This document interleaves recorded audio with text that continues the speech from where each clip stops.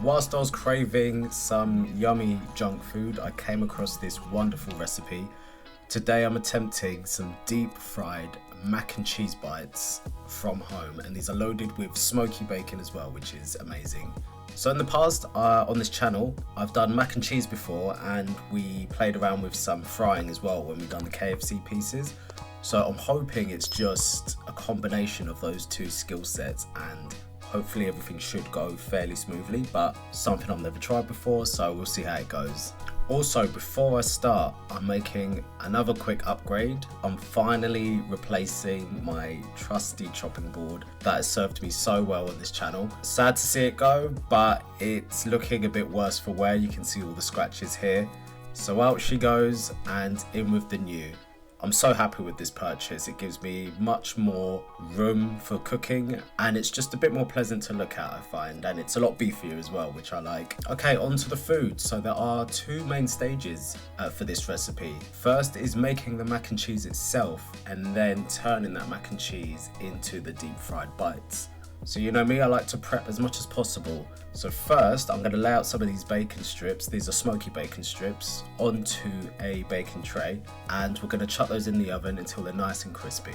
While that's going on, I'm going to measure out some ingredients for the sauce. We're going to need butter, flour, and milk, plus a simple seasoning mix, which is salt, pepper, garlic, cayenne pepper, and a bit of nutmeg. I will leave a full recipe in the description below. Now for our full cheeses, the recipe does suggest to do equal parts cheddar and Monterey Jack. I looked high and low and I could not find Monterey Jack cheese anywhere, so I slightly improvised here. I'm doing 50% cheddar, 25% beechwood smoked cheese, and 25% Edam, which looks awesome in this red Baby Bell wax. I'm hoping these three combined should add a nice layer of depth to the mac and cheese. Now once the bacon's done, looking nice and crispy, we can chop that up into little pieces and just set that aside for now. Off camera, I've also cooked some macaroni until the point where it's slightly al dente.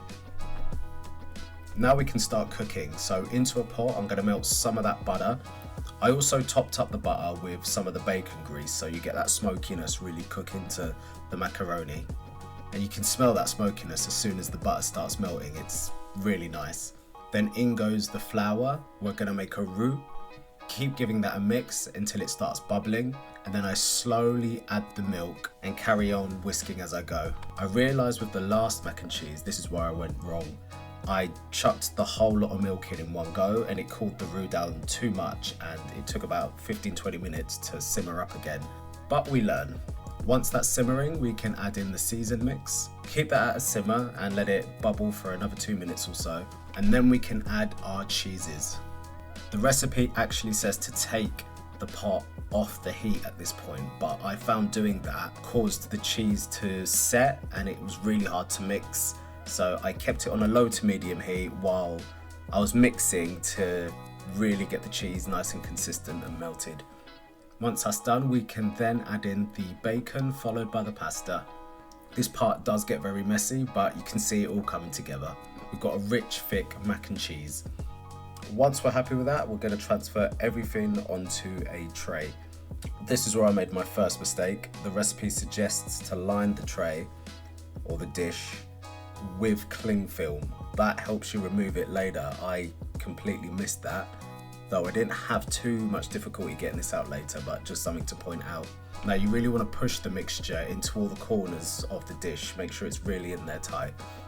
And then I just went over the top with a wooden spoon to try and flatten everything.